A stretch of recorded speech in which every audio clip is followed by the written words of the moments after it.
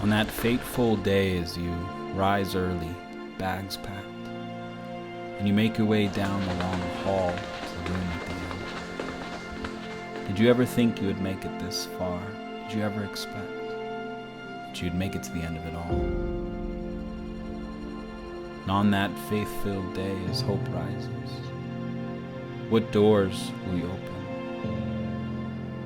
Who will you meet on the other side? Who will you meet on the other side? And on that first day, the day you worked for and fought for, pray that those dreams become everything you expect. Your TESOL experience starts right now.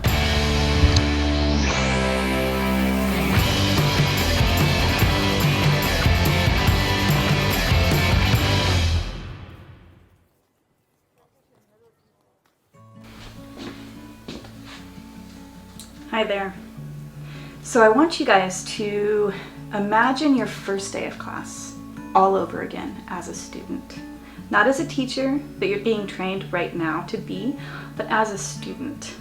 What did you feel? What were you thinking when you walked into your class? And I want you to kind of put on that student hat right now as we go through a few things in this module, specifically on classroom values. And I want to talk to you a little bit about culture and classroom because it's important for us to understand that as teachers, we set the stage for the culture of our classroom. And as many of you are from different cultures, different backgrounds, some of you are even from the same area, we all are vastly different in our worldview. Andy and I grew up in the same town, but we have vastly different world cultures. And that's just because our family cultures were very different. So even though we are from the same town, the way that we saw life at the beginning of our marriage, and even now, sometimes, the world is a little different to us in the way we perceive it. And so you can have a classroom of 20 individuals from the same area, but vastly different cultures. So how do we navigate that as teachers? And how do we bring in this culture of the kingdom that we represent? This culture of hope, from the kingdom of hope. And we get to define that. And God has promised us that wherever we step our feet, that hope goes with us, and that we are the ambassadors of this kingdom. And so it's important for us to know the values that we have. And these are not ideals, these are not the things that we dream of that are unachievable, but these are the values that we put in place every day, inside and outside the classroom. These are the things that I practice daily, whether I'm at home with my children, or whether I'm at work at TESOL, or whether I'm here on camera with you. So these are the values that we have in our classroom that shapes the culture of our classroom. It allows people from all different areas of the world, like you, to come in and be a part of a new culture, a new family. And we are the ones that determine that. And so I want to share a few things with you, if you don't mind. And we're going to go over the classroom values that we have for TESOL, whether this is an in-person course or whether it's online with you. The first classroom value that we have is please make mistakes. This is important because we can never learn if we don't make mistakes. We learn better from when we make a mistake than when we don't. And so we ask all of our TESOL teachers to make mistakes. It's okay. It's how we learn. It's how we learn best. One visual that we want to show to you guys is this. You can kind of see it here. And this is what we use when we do these classroom values in person. We hand out these erasers and we say, please make mistakes. Because a lot of mistakes, you can just take care of them. You can get rid of them. You can redo them. For me, I have this big one for big mistakes. Because as a teacher, I have made many mistakes. And I have learned from them. And it's not easy to make mistakes, but it's important that we do and that we learn from them, and that's how we grow. The second classroom value we have is learners, not just teachers. What this means is that we never arrive fully to the place of being an incredible teacher unless we continue to be learners. There's always new things coming out. There's always new things that we need to learn. There's practices that we need to adopt as teachers. There's cultures that we need to learn about. And if we fail to continue to be learners, then we will never be great teachers. Another one is ask questions. This is important. As a student, I'm sure that your teachers told you, ask me questions. There's no dumb question. And that's true. We want you to ask questions about things that you don't understand. We want it to be celebrated when people get to ask questions, because that means that they're wanting to grow as a learner. And we never want to stand in the way of someone who is desiring to have more knowledge. So ask questions is a big part of our classroom values.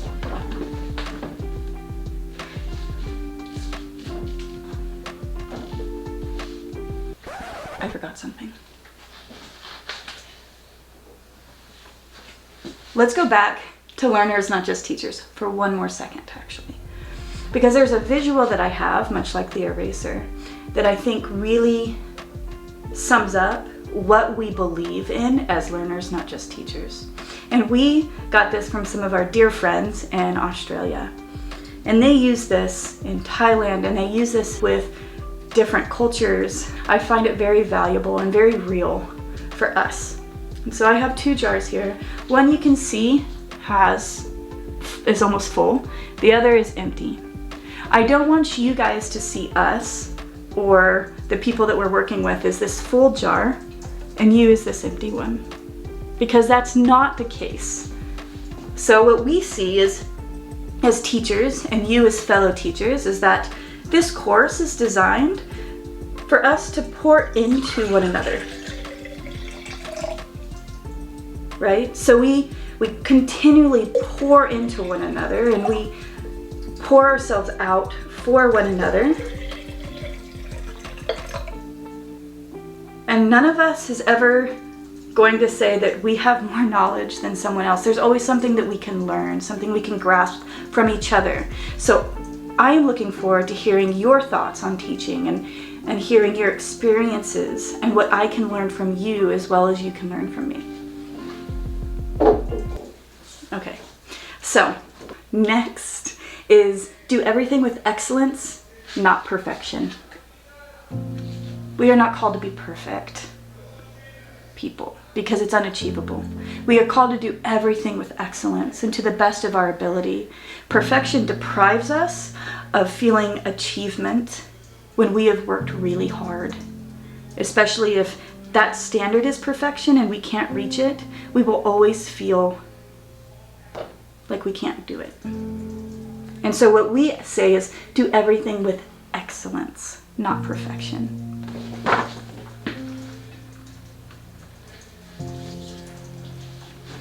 Something that goes with that is there are no shortcuts. I'm sure you all know this. To learning a language, to becoming a teacher, the best way for you to learn is to go deep and to put out a lot of effort, and that shortcuts actually hinder us from becoming the best teachers possible. And we don't truly understand the ethic of hard work, and we can't hand that down to our students if they see us taking shortcuts. And there are no good shortcuts that lead to great things.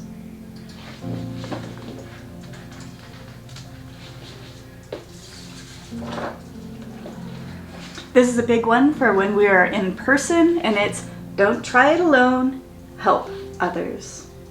So we are called to do this together, not by ourselves, and we can learn from each other. And as the assessments roll out, and as you have questions, and maybe as it becomes a lot in the future, that we ask that you reach out to others who are in the course, or reach out to us, and we would love to help you. But this course was not meant to be done alone. This is meant to be done with everyone.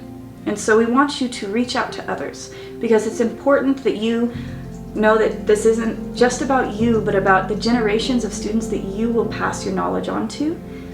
and that you want them to not try it alone. You want them to rely on you as well as a teacher. So don't try it alone. Help each other out.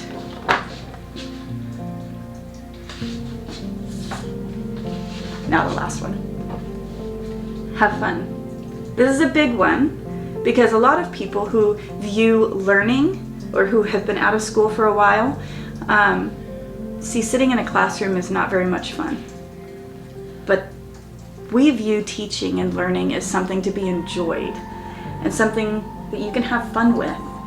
And so we want you guys to have fun. And I know that you guys are all over the world and you're not in the same place. But even so, that connection that you have with one another and partaking in discussions and encouraging one another and being playful with one another, that those things add to your learning and to your experience. And so we want you to have fun.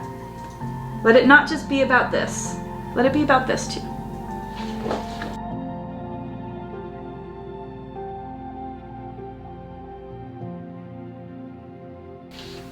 With have fun, we usually hand out these things. They're called flickin' chickens. And we allow people to flick them at each other for at least a few seconds.